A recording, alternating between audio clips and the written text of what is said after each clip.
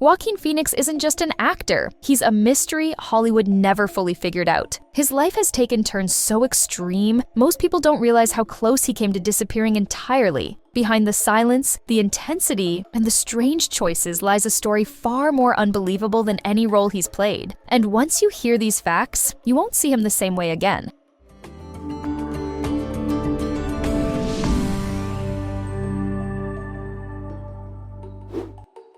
Joaquin Phoenix's childhood was shaped by constant movement and unsettling surroundings. Born in Puerto Rico, Phoenix spent his early years traveling across South and Central America with his parents, who were members of the Children of God missionary group, now classified as a cult. The family lived most often in Venezuela before his parents became disillusioned with the group's increasingly disturbing practices. After leaving, they returned to the United States with all 5 children and eventually settled in Los Angeles. The family changed their last name to Phoenix, symbolizing rebirth, and Phoenix even adopted the name Leaf as a child. Street performances helped support them before Hollywood entered their lives. Joaquin Phoenix started acting before most kids even knew what a set was. After his family moved to Los Angeles, Phoenix made his acting debut at age 8 under the name Leaf, appearing alongside his brother River in a television musical series. That early start led to roles in an ABC after-school special and guest appearances on multiple primetime shows, followed by a feature film debut in an adventure movie. Despite breaking into the mainstream with a family comedy, his enthusiasm for acting faded as opportunities felt limited. Encouragement from his brother River later reignited his commitment and pushed him forward. Joaquin Phoenix didn't just study firefighters for a role, he literally became one. To prepare for Ladder 49, Phoenix went beyond interviews and enrolled in the Baltimore Fire Academy. He completed the physical training, graduated, and then rode along with Crew 10, responding to real fires alongside professional firefighters. His commitment didn't stop there. Phoenix even got a tattoo of the crew's mascot, the Busy Bee, as a permanent reminder of the experience. The training was meant to help him understand life as a rookie firefighter, allowing him to approach the role with first-hand experience rather than imitation.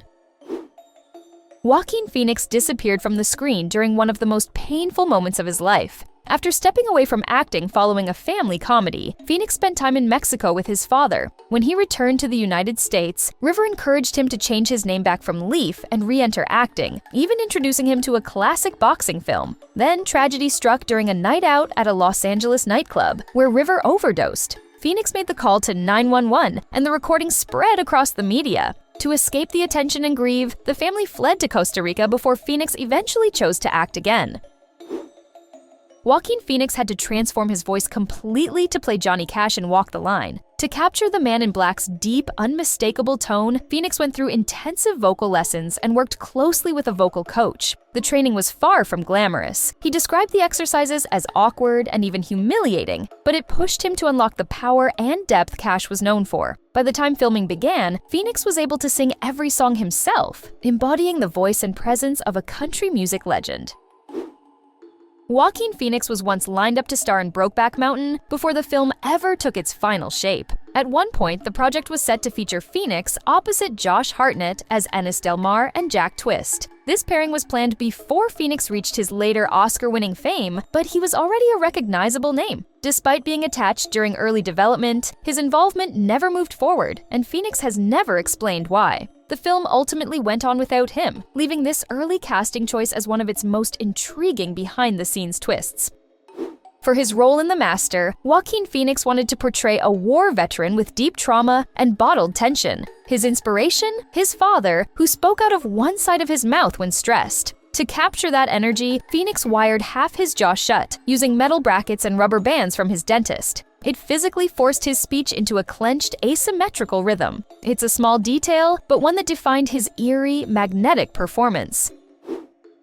Joaquin Phoenix pushed his body to a dangerous extreme just to look the part. To prepare for Mary Magdalene, Phoenix immersed himself in the 4 Gospels, selecting elements that helped him focus on portraying Jesus' humanity. The physical transformation was even more severe. He followed a strict 300-calorie-a-day diet to appear visibly emaciated, a process he described as brutal, especially while filming in Sicily surrounded by rich food. He also grew his hair long and wore a thick, unkempt beard. By the time filming began, Phoenix had physically and mentally disappeared into the role.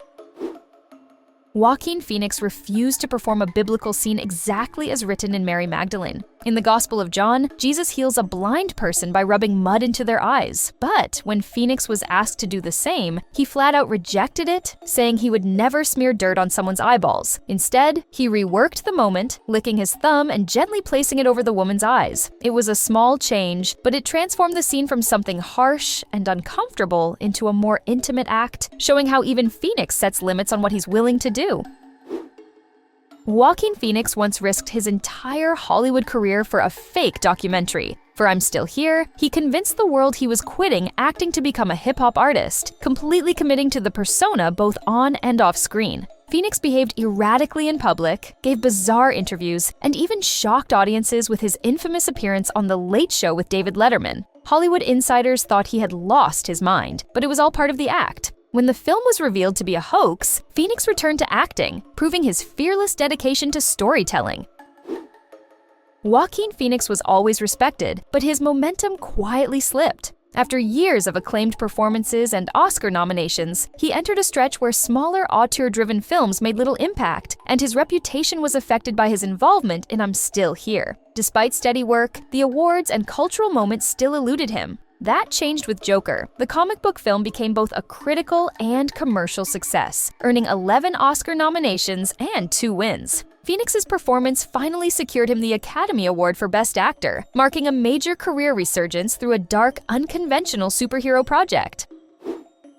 Joaquin Phoenix was stunned when one Joker moment he loved was removed from the final film. Phoenix later described the deleted scene as one of the best, even though director Todd Phillips chose not to include it. The cut moment showed an extra interaction between Arthur Fleck and his coworker Randall inside the stairwell at HaHa's office. This scene was meant to come right before Arthur pauses on the stairs and alters a sign to read "Don't Smile." Although Phoenix was surprised, he understood the decision once he saw how the final cut worked without the additional stairwell exchange. Did you know Joaquin Phoenix's intense acting style has caused multiple behind-the-scenes clashes? While celebrated for roles in Gladiator, Joker, and Walk the Line, Phoenix has developed a reputation for being difficult to work with. On Gladiator, Russell Crowe called him terribly unprofessional after Phoenix nearly quit mid-production despite being in full costume. Years later on Napoleon, Phoenix again threatened to walk off set unless the script was rewritten. During Joker, his unpredictable habits frustrated the crew so much that the lead makeup artist quit over his constant disappearing acts. Even Robert De Niro demanded Phoenix participate in a table read, something he strongly resisted.